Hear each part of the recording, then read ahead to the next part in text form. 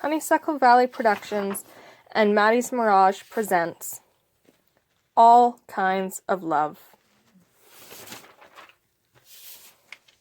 Volcano in Jeopardy by Mady's Mirage and Honeysuckle Valley Productions. What? You really want to know why my paw's in this brace? Well, I guess I can't refuse. Alright, it's not a very happy story.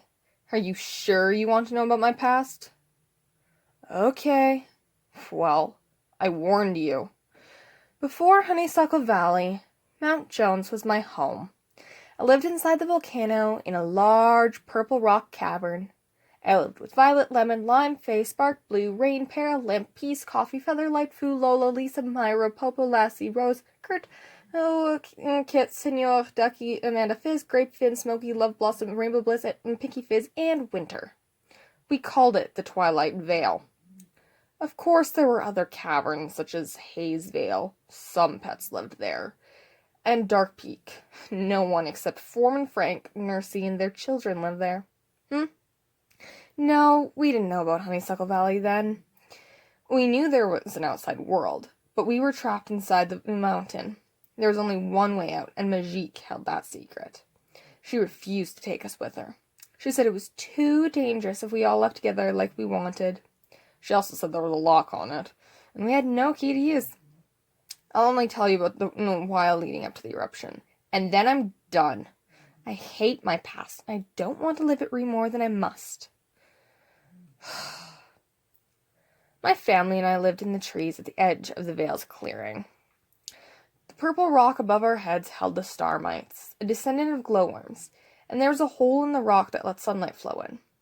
At the time, I lived with my mom and dad and my siblings. Jasby was my older brother, and then I had 3 younger sisters. Jingle and Jazzle were twins, and that left Jenga, my baby sister. She was 5 at the time, making the twins 7, and I was 10. Jasby was 15. Our orphan cousin Cloud lived with us. She's more like a sister to us, though. The Vale was a small, close-knit community of 40 pets. We were little less than a hamlet, but we all knew each other, and we all cared for each other. In the morning, Mom would wake us all up. She would wave a live squirrel past our nose and before dropping it and letting it run. We, of course, would disentangle ourselves from our sleeping pile and chase the squirrel. Whoever caught the squirrel got to keep it and have whatever breakfast Mom and Dad had for us to share. We were the tightest family in the Vale. If you messed with one of us, you messed with all of us. We were the only wild cats that lived in the Vale and the biggest family. But we were friends with everyone in the Vale, so it wasn't a problem. After breakfast, we could explore the forest or the village as we pleased. The only place we couldn't go was to the ravine. We could climb the perilous cliffs or dive deep into the lake. We could swim in the river close to the waterfall, but we couldn't go to the ravine. The ravine led to the Haze Vale and to Dark Peak. We didn't dare go there anyway. Once I had snuck down to Haze Vale, the closer of the 2 destinations. It was as its namesake told of. The cavern was hazy and smelled thickly of ash. It didn't help that the small population added to this by smoking. They didn't have homes, and their rations were quite limited. When I returned home, I washed as hard as I could until I no longer smelled the ashes. I used my adventure as horror stories to my sisters to keep them from taking the leap. It seemed to work. Most days were always short and lively. Most days I'd hunt and train. Other days I'd play with my sisters or the village kids. Every kid had to attend school. We would all gather in the clearing with our teachers. Our main teacher was Smokey. He knew a lot about everything. We had guest teachers a lot, like Winter and Spark. Spark knows a lot about science and the mysterious cavern creatures. Winter is a blue fawn, a rare species of deer. They stay the size of a fawn their whole lives, and their fur ranges from white to silver to blue. Winter is, of course, blue. She's a member of the Adventurers Guild, a league devoted to adventure and honor. An adventurer is brave and true to their word. Winter said that she was the only prey pet a part of the guild. She'd traveled to Haze Vale and the Dark Peak many times. She'd even managed to leave the volcano on many occasions. Winter had also traveled to many other places inside the volcano, even to the lava grotto and the gate. We'd nicknamed this gate Heaven's Gate, as we believed that this was a much better world past that doorway. Our quality of life in the volcano was actually quite well. We'd of course had to deal with the impending doomsday, so we practiced what to do if that day came to pass as we imagined it.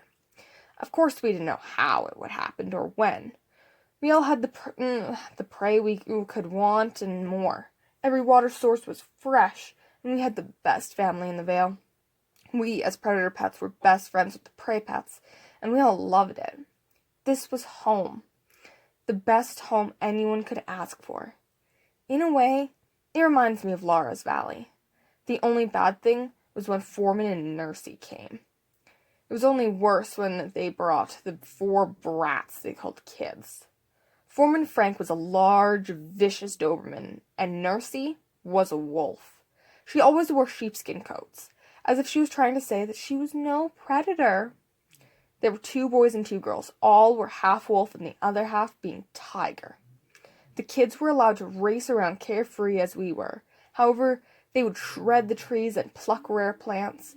They could take whatever they wanted from the shops, and if it became broken, they could have another. The kids walked all over us, ignored us, unless they wanted something. If they hurt themselves, it was the villagers' fault, even if we warned them. When the children came, we had to prepare for a lot of damage. When Foreman came, we all had to pay a high tax. Even the children, which he called a head tax.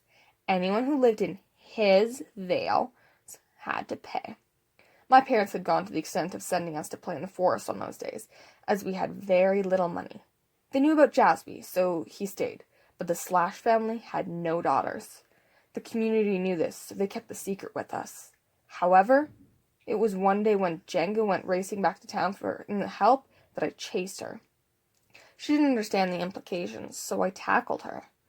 Jingle had sprained her paw pretty bad, so Jenga went for help. She refused to return to Jingle and Jazzle, so I used a rope and tied her to a tree. I was caught by one of the children who dragged me back to town. I had been caught, and we all knew it, but the twins and Jenga were still safe. Foreman beat my parents before beating my brother and I in front of everyone else. I'd always known Foreman was bad, but this event had painted my vision that he was evil and ruthless. We began paying the taxes for 4 jaguars instead of 3. My time with the children wasn't all bad, though. Now that I was known, I had to play with and watch the children. I would take them to the river and teach them about the plant life and fish. I showed them variants to the games they loved and even taught them how to climb trees properly. However, I liked the kids. It was very different from their parents. I hated them with a passion and even entertained their homicidal ideas. Of course, I never acted upon those thoughts, but I had them, nonetheless. It was an early morning 2 weeks before the explosion. I woke up to the smell of squirrel and began to disentangle myself from my family. The rodent hit the ground running, and soon a pack of jaguars was chasing it. We ran up a tree, and I was the first to follow. As I followed it across a branch, it leaped into a different tree, and I followed suit. It landed and slipped to the ground as the tree shook for a small moment. A tremor had hit the forest again. We were used to this event, as it was common when living in a mountain. My siblings and Cloud shuddered with it, and I landed just after it ended. I leaped to the ground and killed the shell-shocked squirrel. We walked back to Mom and Dad, talking feverishly about what had happened. We made it back and ate breakfast and spoke to them about the tremor. They played it off like they weren't worried, but I think now that they were terrified. Terrified about how we were trapped there, and that it won't last forever. That we won't last forever.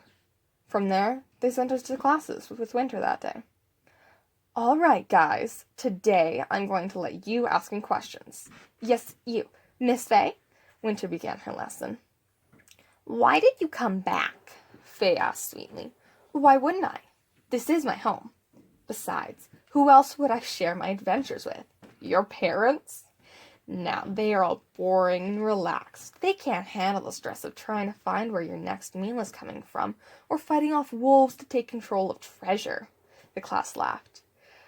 Why can't you take us with you? Someone asked. I can't do that, because the outside world is scary, and none of you are ready for that yet. Not even the Slash kids with their teeth and claws. It's not that that you were too young. It's that you were not experienced enough to leave this safety yet. What is your favorite lesson to teach? Another student asked. Easy. Determination. It's a skill you should all have. Never give up, no matter the cost. But this is only true determination if you really believe in what you must accomplish. This reminds me of a time. Winter broke into a story that we'd never heard before. After she finished, the rest of the class was question and answer before lunch. I went hunting with Cloud, showing her my favorite hunting grounds, even though she'd seen it all before. We were 10, and we loved to hang out with each other. We spoke about how close the recent tremors were, which were weeks apart.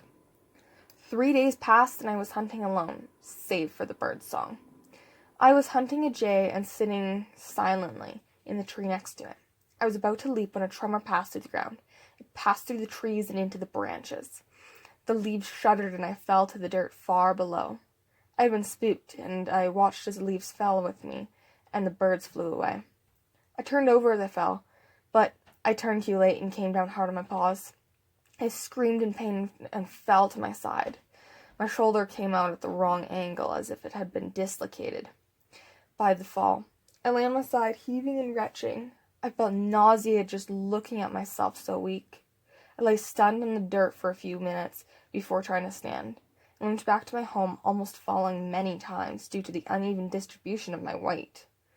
When I made it back, I collapsed and Mom ran over. She started speaking in nonsense, the way she did to distract us. As she distracted me, she felt across my shoulder and shoved it back into place suddenly.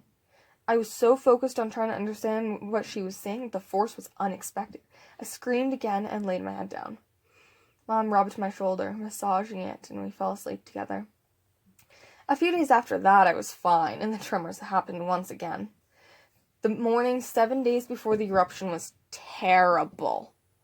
Foreman Frank and Nursey had come for their collection and to let their children wreak havoc upon us again.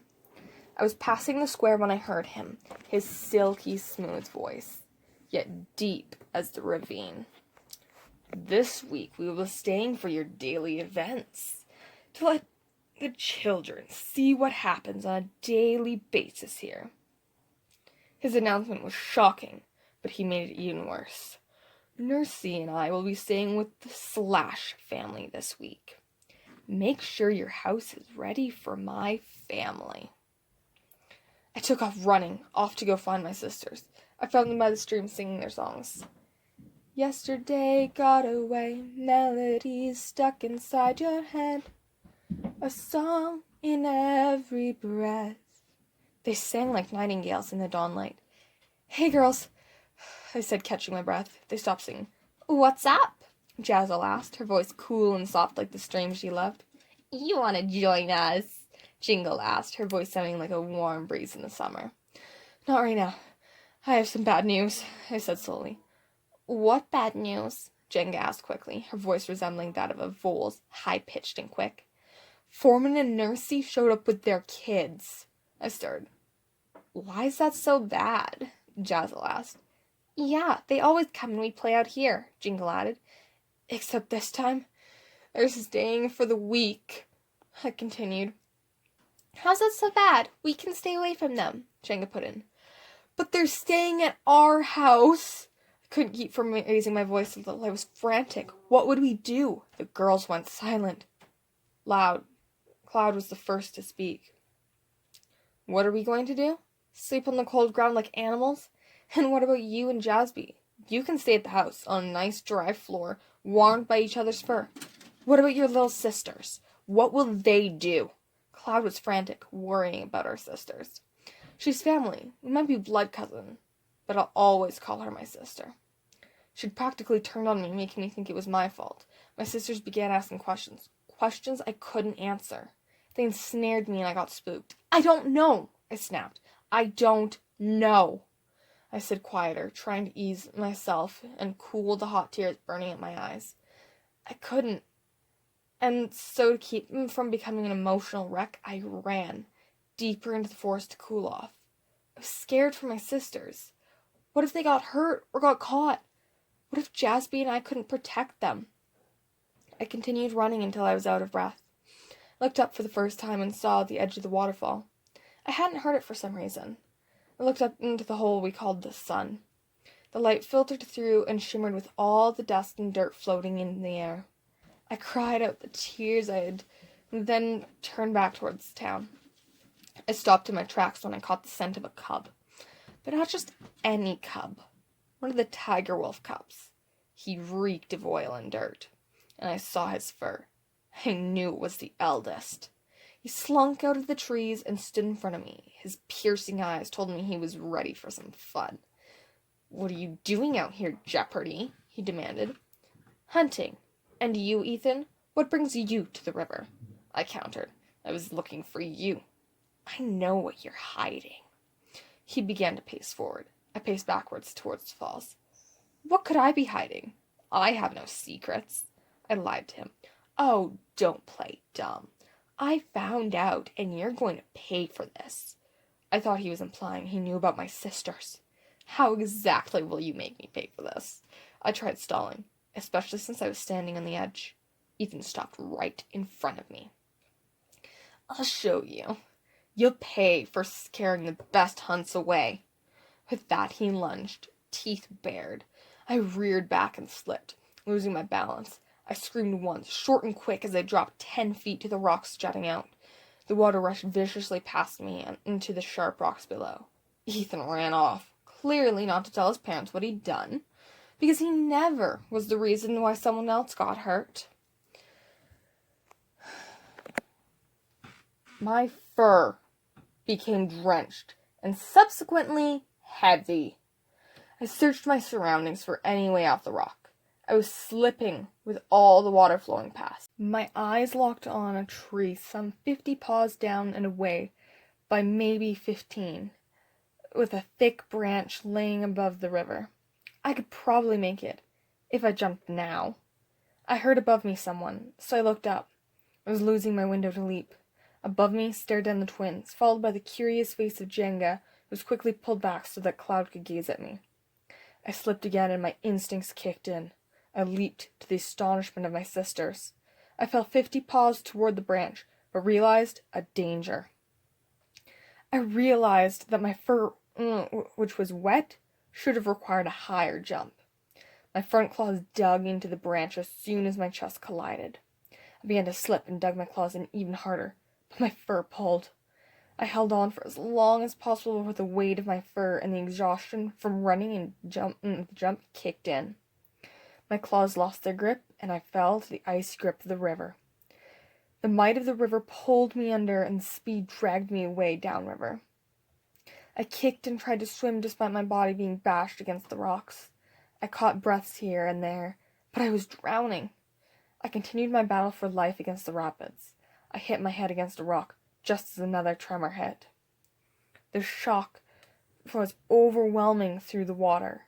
I nearly passed out from that below, but I managed to hold on to consciousness. If I fell asleep, I would never wake up.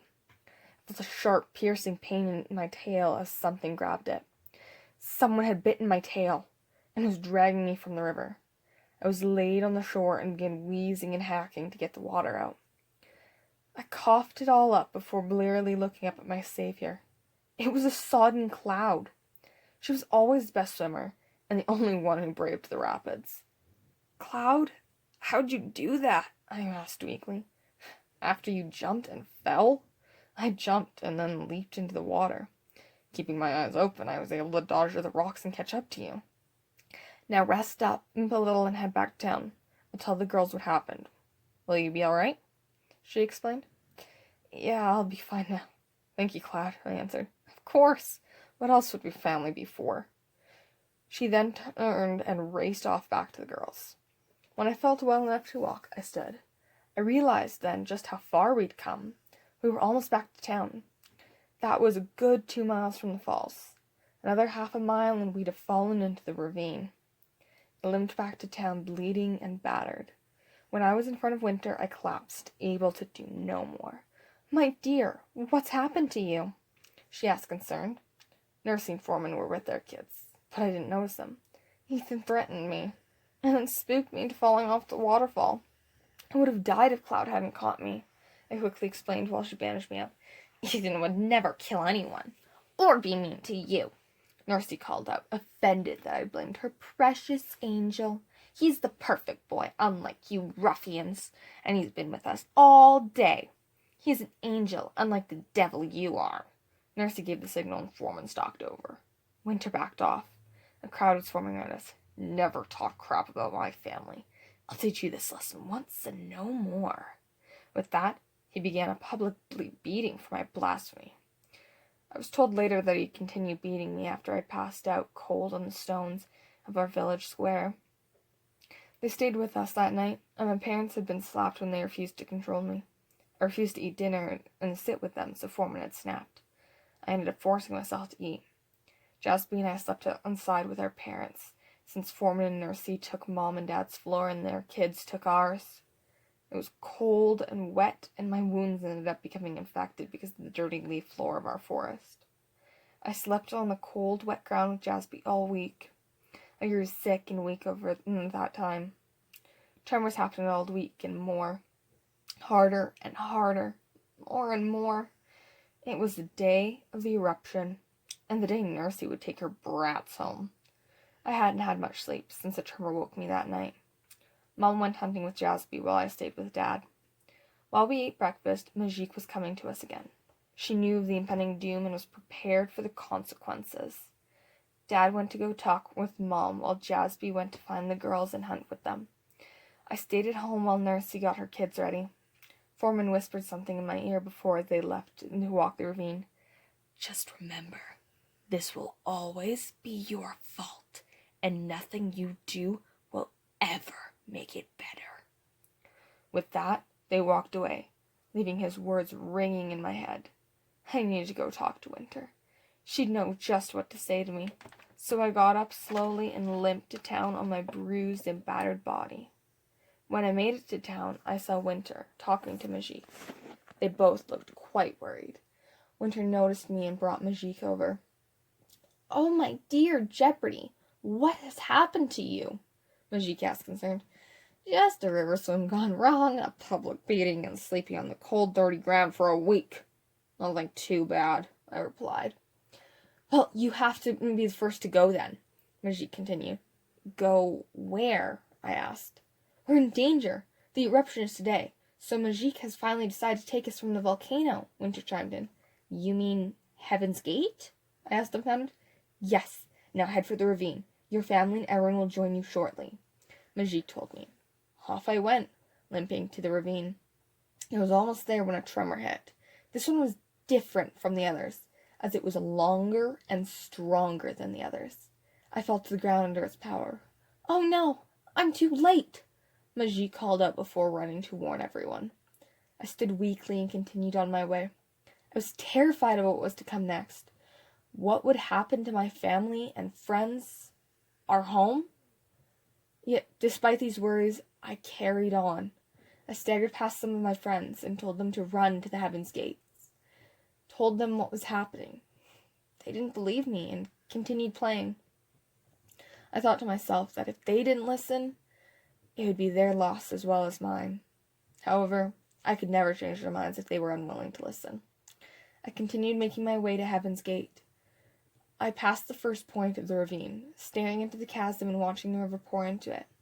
As my thoughts dwelled on the water, lost to the darkness, pets passed me. They were running and panicking towards Heaven's Gates. Some were screaming for family, or about their fear. I continued hobbling along again as a tremor rocked the stone beneath my paws. A rumbling met my ears as fire lit the sky. I looked back and saw the rock blowing out as magma rolled down and was thrown about. I saw my mother running towards me. She was screaming at me to run. Behind her, my brother and sisters, all but Jenga and my father. We looked back as we ran, and I stared with him.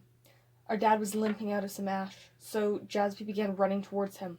My mother shrieked. Jasby was too far away from him as a large chunk of rock embedded itself in our father.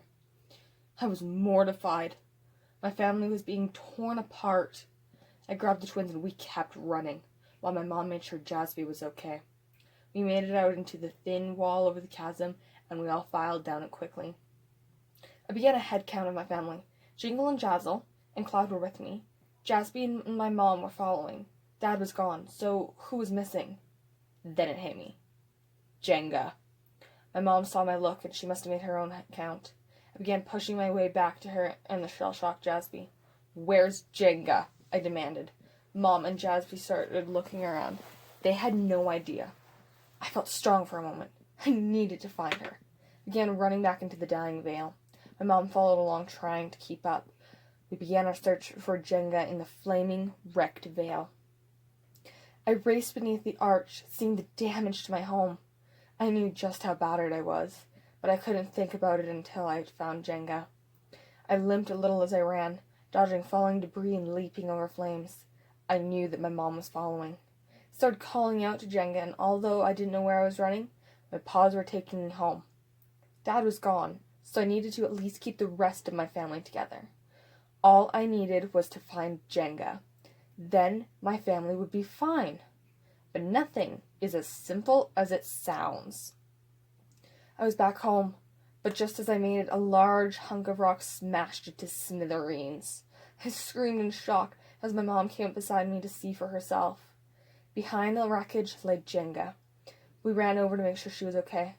She bled from cuts on her snout and legs, but was otherwise all right. We got her up and began racing back to the gate as the roof continued to be destroyed. We raced through the maze of flames and rock chunks until we were nearly at the arch. Suddenly, I felt something was wrong and looked back.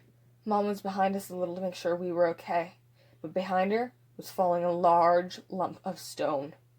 She saw it too and pushed forward to catch up and dodge it. It kept following as we neared the chasm. Mom leaped forward, majestic as always, while fear painted her eyes. She shoved us out of the way as the rock landed, shattering the earth around it. I screamed as I rolled away, watching my beautiful mother become nothing. Jenga was not as lucky.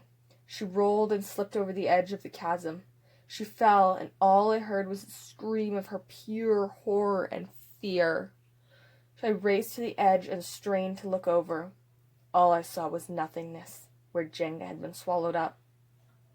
It took me a moment to register. My mother and father were dead, and Jenga had disappeared, likely fallen to her death. Jasby was suddenly at my side and screaming through my haze. He grabbed my scruff and was dragging me until I found my paws, regaining myself for a moment. I was running beside him. I ran all the way to the gate before I noticed that Jasby wasn't beside me anymore.